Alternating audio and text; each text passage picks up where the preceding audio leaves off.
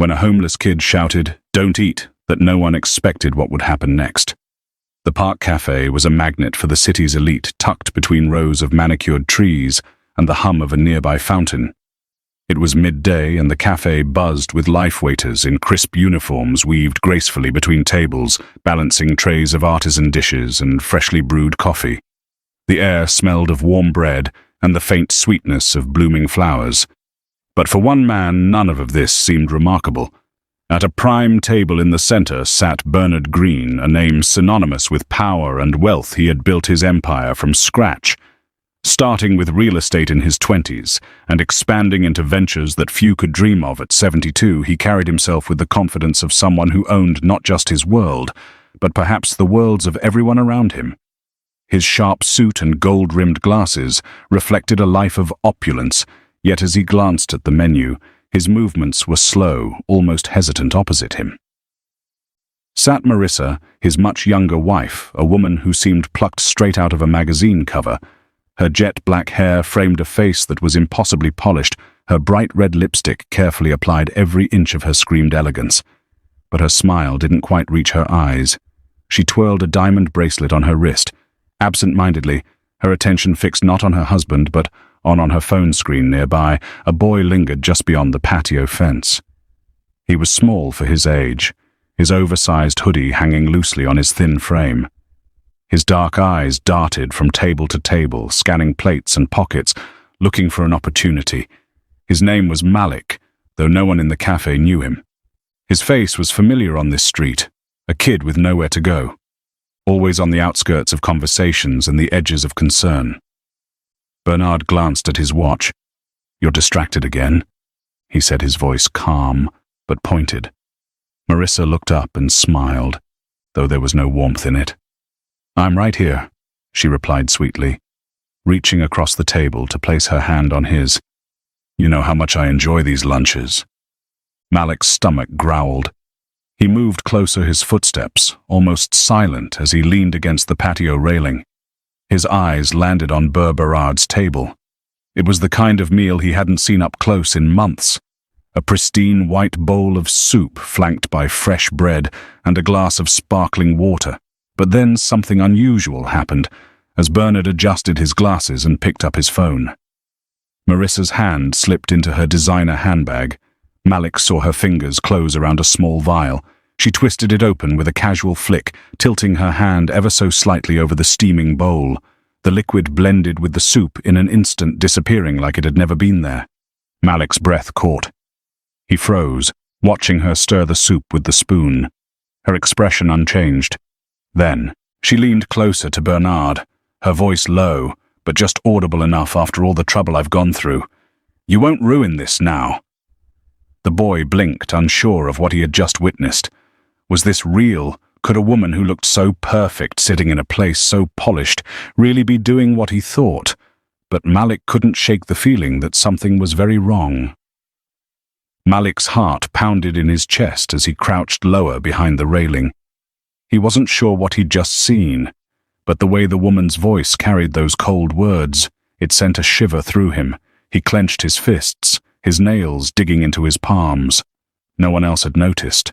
No one else had been paying attention. It was just him. The faint growl in his stomach pulled him back to reality, but his eyes remained fixed on the couple. Bernard looked tired, distracted, his spoon hovering over the bowl as he checked his phone. Marissa was all charm and poise again, her smile bright, her hand resting on her chin, as if she hadn't just whispered something chilling moments ago. Malik could feel the weight of the decision pressing down on him. His instinct screamed to walk away. Why get involved? Who would believe a kid like him, a boy in a threadbare hoodie standing at the edges of a world he wasn't welcome in? He swallowed hard, glancing around at the other patrons. Laughter chatter, the clinking of glasses. No one cared. No one even noticed him, but his gaze returned to Bernard's spoon, now dipping into the soup. Malik felt his chest tighten. It wasn't just his imagination, he had seen her pour something into it. He knew what would happen if the old man took a bite. His thoughts raced. He didn't know this man, but that didn't matter. Wrong was wrong. The moment stretched endlessly, and then without thinking. Malik pushed himself off the railing and marched straight to the table, His legs felt like lead, but his feet didn't stop. His voice cracked as he shouted, "Don't eat that!" Heads turned, conversation stopped mid-sentence. The clatter of a dropped fork echoed across the cafe. Bernard froze his spoon inches from his lips, his wide eyes locking onto the boy. Marissa whipped her head around her expression, hardening. "What did you just say?" she demanded, her voice sharp enough to cut through glass. Malik didn't falter. His voice was shaky, but loud enough for everyone to hear. "She put something in your food. I saw her. Don't eat it." Gasps rippled through the cafe as every patron turned toward the scene. The silence that followed was suffocating. Malik stood his ground, his chest heaving as adrenaline CED through him. Bernard blinked, glancing between the boy and his wife. What is he talking about? Marissa. His tone was calm, but his hand trembled as he set the spoon down on the table. Marissa's composure snapped like a rubber band stretched too thin. She shot to her feet, her chair scraping loudly against the stone floor. "You little liar," she hissed, her voice dripping with venom. "How dare you accuse me of something so vile? Who even let you in here?" The words stung, but Malik didn't back down. His eyes remained locked on Bernard's, desperate to make him see the truth. "I saw her," the boy said, voice steadying as he spoke. "She poured something into your soup when you weren't looking. Smell it, if you don't believe me." Bernard's face went pale. Slowly, he turned to his wife, eyes narrowing. "Marissa, what is this?" he asked, his voice quiet but firm. She scoffed, waving a dismissive hand. "He's just trying to stir up trouble. Look at him. He probably just wants food or money," she said, venom in her tone as her eyes flicked to Malik with open disdain, but the boy didn't waver. He stepped closer to the table, fists clenched. "I'm not lying," he said firmly, his voice rising. "I saw everything. She doesn't want you to know." Bernard's hand hovered over the bowl, torn between disbelief and the creeping doubt now curling in his chest. Something in the boy's tone gave him pause. The air in the once lively cafe had thickened, all conversations silenced. Eyes were fixed on the scene, meals forgotten. Bernard leaned back slightly, studying the boy with a gaze honed by years of fending off manipulators. But this felt different. Malik didn't flinch. He didn't look away. "Malik, is it?" Bernard asked, suspicion still lingering. The boy nodded. "Yes, I'm telling the truth. Please, don't eat it." Marissa let out a sharp laugh, crossing her arms tightly. "This is ridiculous," she snapped. "He's just a street kid craving attention. Bernard, are you seriously buying into this?" But Bernard didn't respond to her. He picked up the spoon again, holding it near his face. His hand trembled slightly, not from fear, but from the storm brewing inside him. "Marissa," he said slowly, locking eyes with her. "You heard him. What's going on?" Her calm facade cracked, lips pressed into a thin line. "I can't believe you're even asking me that." "It's insulting," she said, raising her voice as she turned to the gathering crowd. "He's lying." "Look at him. He doesn't even know who you are. Why trust him over your own wife?" But the crowd wasn't convinced. Murmurs filled the cafe. "She looks nervous." "That boy seems serious." Their whispers only fueled Marissa's fury. She slammed her hands on the table, poise gone. "Enough. Bernard, eat your damn soup and let's leave," she hissed. Malik stepped forward, voice urgent. "If you don't believe me, have someone test it. You have the money, doctors, lawyers, but don't eat it. Please, you'll regret it." Bernard's jaw clenched. He turned to the bowl, spoon still in hand, but didn't lift it. His gaze moved to his wife. "You've been acting strange for weeks," he said. Her voice faltered. I don't know what you mean." "You tried to poison me," Bernard said, cold and clear. Gasps rippled through the crowd. Malik's heart pounded, but he stood firm. He'd done all he could. Now it was up to Bernard. Marissa's mask fully cracked. She grabbed her handbag, desperate to leave. "This is nonsense. I'm not staying here." Bernard reached out, gripping her wrist with surprising strength. "You're not going anywhere," he said. "Not until we get to the bottom of this." The waiter, who had been frozen, finally stepped in. "Sir, should I call the police?" "Yes," Bernard said without hesitation, eyes still locked on Marissa. "Call them." Panic flashed across her face. "No, don't!" "This is a misunderstanding," she insisted, voice high and frantic. "Bernard, please!" But it was too late. Malik stepped back, breathing unsteady. Doubt crept in. What if they didn't believe him? "Malik," Bernard said suddenly, turning to him. "What did you see exactly?" "A small bottle," Malik answered quickly. "Like a medicine dropper, clear liquid. She poured it in while you were on your phone, then stirred it." Bernard's face hardened. He turned to Marissa again. Why would he lie? What could he possibly gain? The sirens could now be heard approaching. Marissa glanced at the soup, and for a moment her expression crumbled completely. "You've been spying on us!" she screamed, desperate now. "You want to ruin us because you're jealous." "I'm not jealous," Malik said, calm but resolute. "I just couldn't let you hurt him." Two officers entered, making their way through the stunned cafe. One of them stepped forward.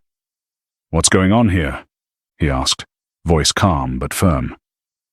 Bernard stood tall, the storm within him now showing in his steady eyes. "Officers," he said, "I need you to test this soup." "I need you to take a look at this," Bernard said, gesturing toward the bowl. "This boy claims my wife poisoned it." The officers exchanged a brief glance, their faces unreadable. One of them leaned in, cautiously sniffing the soup, then turned to Marissa. "Ma'am, do you have anything to say?" Her face flushed deep red. "This is absurd. He's just a street kid trying to cause drama. Bernard, are you really going to let this go so far?" But the officer didn't seem convinced by her deflection. "We'll need to test the contents," he said, reaching for the bowl. "No!" Marissa snapped, louder than intended. The outburst drew even more attention. Her sudden panic only deepened the suspicion. The officer paused, eyes narrowing. "Ma'am, is there something you'd like to tell us before we continue?" Marissa hesitated, her chest rising and falling rapidly. She looked from Bernard to the officers, hands shaking as she clutched her bag. Then, as if something inside her broke, she muttered through gritted teeth, "Fine. You want the truth. I'm tired of living under his thumb. He was never supposed to make it past this year, and She stopped, realizing too late what she'd confessed. The cafe erupted in gasps. A few people raised their phones to record. Bernard looked like he'd been struck. His face went pale, his breath caught. The officer stepped forward, voice steady but grim. "Ma'am, you're under arrest for attempted murder. Please keep your hands where we can see them." Marissa lost all composure. She screamed, struggling as the officers secured her wrists. "You don't understand. I deserved what he had. It was mine," she shouted as they led her away, her voice fading behind her. Bernard sank into his chair, eyes locked on the soup he now pushed away with a trembling hand. For a long moment he said nothing. Then his gaze shifted to Malik, who stood frozen nearby, unsure if he should leave or stay. Bernard's expression softened. Gratitude began to replace shock. "Malik," he said, gesturing to the empty chair across from him. "Sit." Malik hesitated, glancing at the watching crowd. But something in Bernard's voice made him obey. He sat down, shoulders tense. "You saved my life," Bernard said quietly. "I don't know how to thank you." Malik shifted in his seat, voice small. I couldn't ignore it. I saw it happen. I couldn't stay silent." Bernard nodded slowly, his mind still processing everything.